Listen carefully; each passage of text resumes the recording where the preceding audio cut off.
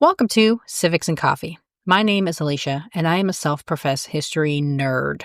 Each week, I'm going to chat about a topic on U.S. history and give you both the highlights and occasionally break down some of the complexities in history and share stories you may not remember learning in high school, all in the time it takes to enjoy a cup of coffee.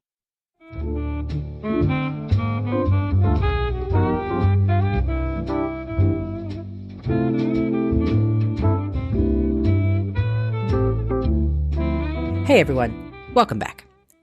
On May 10th, 1869, government officials, laborers, and businessmen traveled to a little town in Utah to celebrate a monumental achievement: the completion of the nation's first Transcontinental Railroad. As the iconic Golden Spike was driven into the final rail, cannons on both coasts went off. Church bells rang throughout the country, and townsfolk gathered for a series of parades, all in celebration of the country uniting from east to west. The Transcontinental Railroad altered the landscape of the United States and permanently changed the nation's economy, but it wasn't always considered a sure thing. This week, I am diving into the history of the Transcontinental Railroad. How did the idea originate? Who built the tracks? And what legacy did the rail leave behind? Grab your cup of coffee, peeps. Let's do this. Railroads in the United States date back to 1826, when the Granite Railway opened a 3-mile track in Quincy, Massachusetts. Initially, railroads were local efforts, and individual tracks did not extend beyond a few miles. However, as technology evolved, so too did the ideas for how to leverage this new source of transportation. And by 1850, over 9,000 miles of track existed, but was overwhelmingly spread throughout the Northeast. Despite the thousands of Americans who went west under the pull of manifest destiny, railroads had not yet followed. But it wasn't for a lack of trying. One of the railroad's earliest supporters and promoters was a man named Asa Whitney, who published a booklet in 1849 pushing the idea of a coast-to-coast railroad. Titled A Project for a Railroad to the Pacific, Whitney wrote about the expediency required to establish a railroad and highlighted how the increased migration to the western half of the country demanded prompt action. While Congress did not authorize Whitney's plan, he was successful at making the idea of a railroad to the Pacific Ocean a topic of conversation throughout the country. Interest in a coast-to-coast railroad only increased after gold was discovered along the riverbanks of California, as the United States Army became interested in protecting the territory as well as the cargo traveling from coast to coast. In 1853, Congress appropriated funding for the Army Topographic Corps, who would be overseen by Secretary of War Jefferson Davis, to conduct land surveys to determine the best route for a railroad that ran from the Mississippi River to the Pacific Ocean.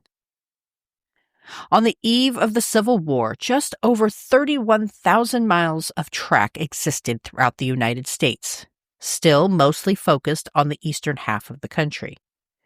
As they were usually locally built, there were no uniform standards of measurements or shared platforms or terminals.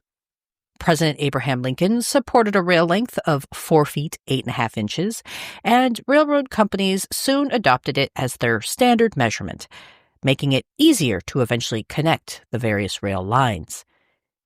In 1860, practically trained engineer Theodore Judah saw the potential in building a railway in the West and approached several others, including future California Governor Leland Stanford, to incorporate as the Central Pacific Railroad.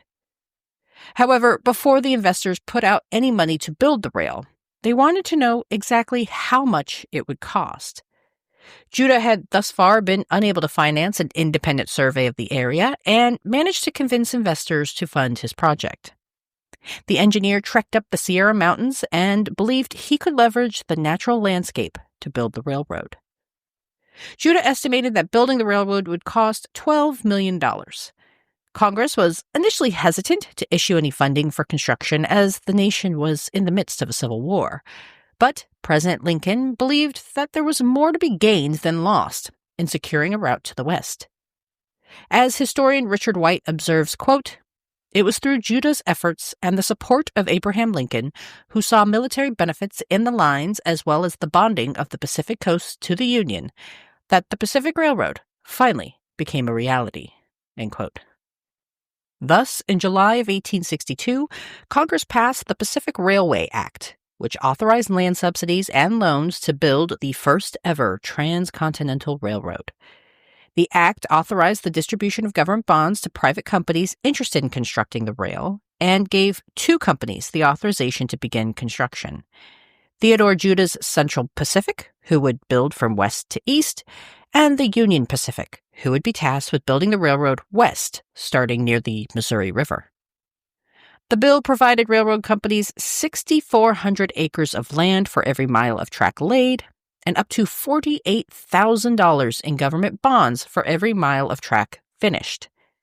Congress built in some safeguards, including a provision holding back 20% of the payments until the entire line was complete, and stating that no money would be issued until the companies built 40 miles of working railroad.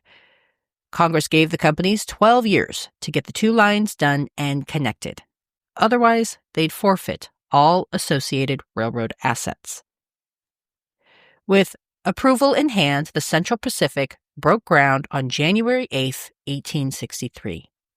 Merchant Charles Crocker was selected to be the Central Pacific's contractor, a decision that did not sit well with Theodore Judah.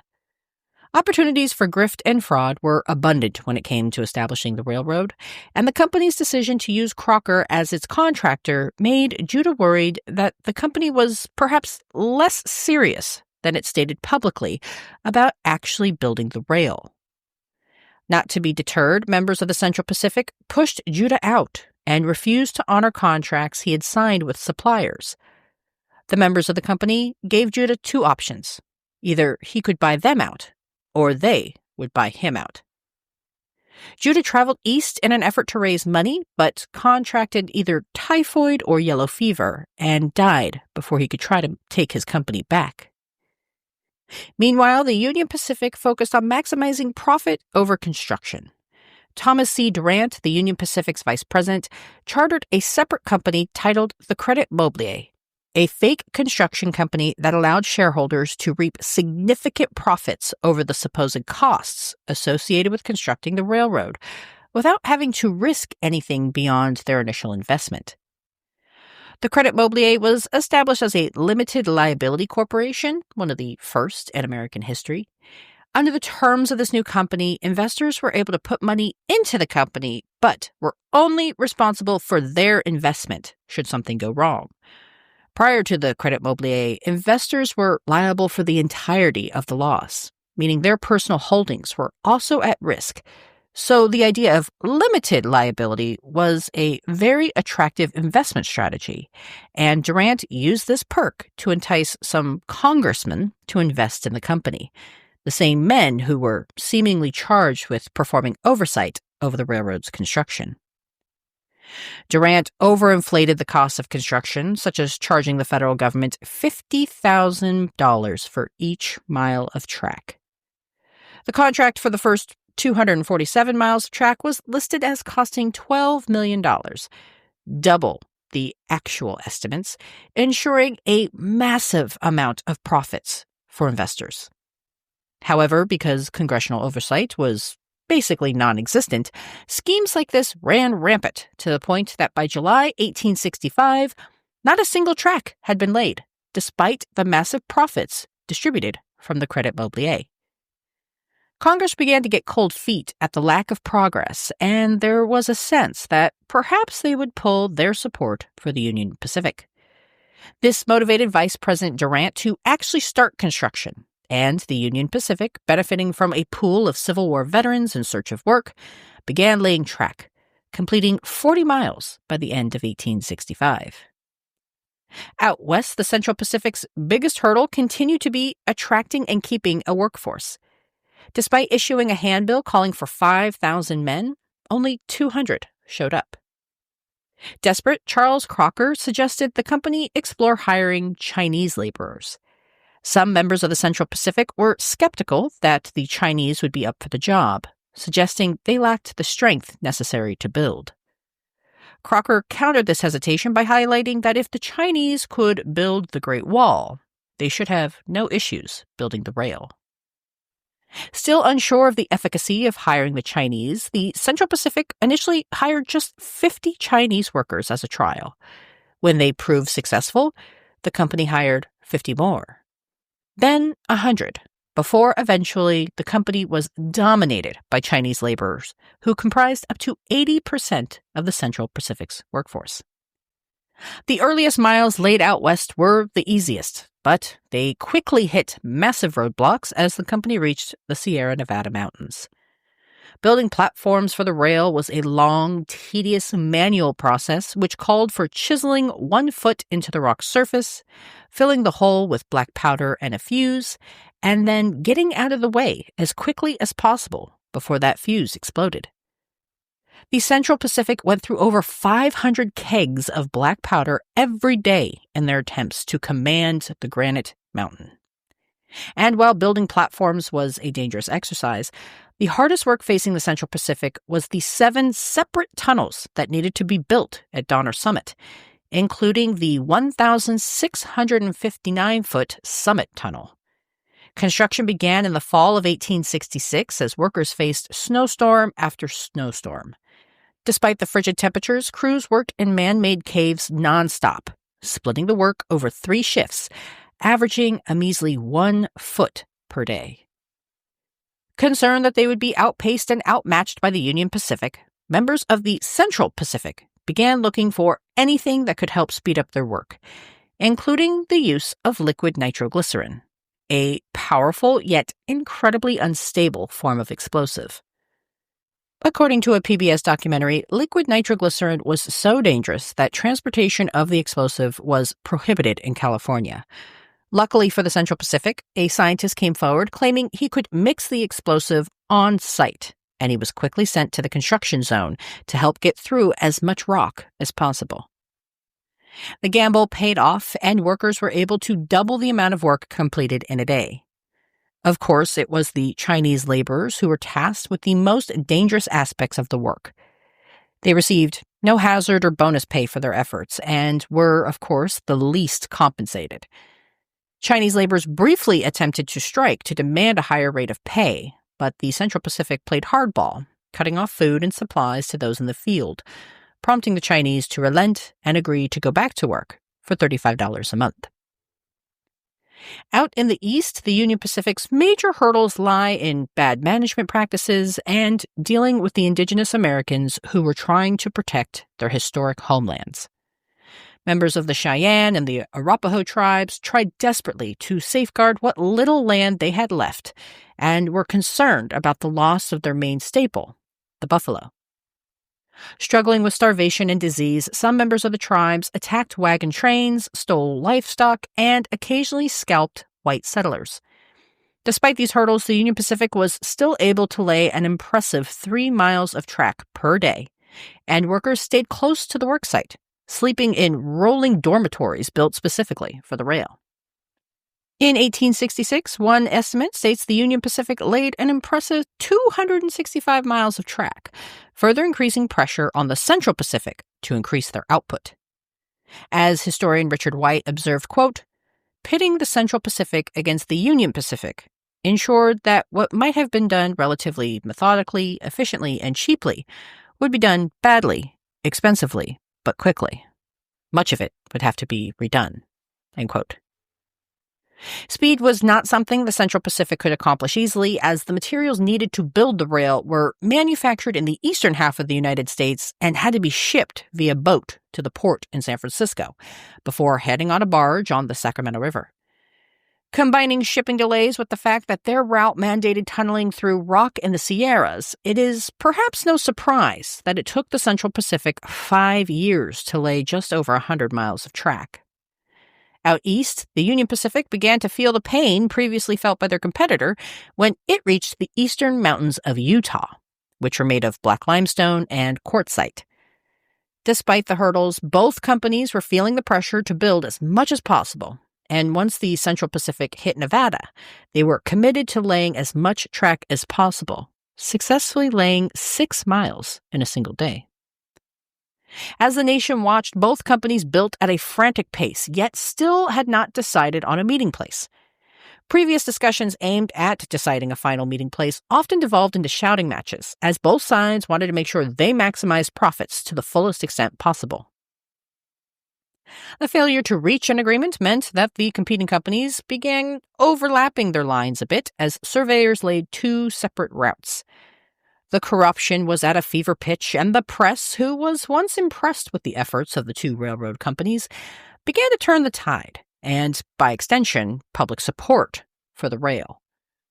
Thus, the two companies finally came together and decided that the two tracks would meet in the Promontory Mountains in Utah at a place called Promontory Summit, which one historian described as, quote-unquote, the most God-forsaken place you could imagine. With the meeting place decided, the country waited for word that the construction was complete. Finally, on a bright day on May 10, 1869, government officials and company men joined the hundreds of laborers at Promontory Summit to watch as Leland Stanford drove in the ceremonial golden spike to mark the completion of the railroad. 7 years after Congress authorized construction, the country was connected via the rail. The news of the railroad's completion spread throughout the country. As the New York Times wrote, quote, "The completion of the Pacific Railroad has monopolized public attention here today to the exclusion of everything else. The feeling is one of hearty rejoicing at the completion of this great work.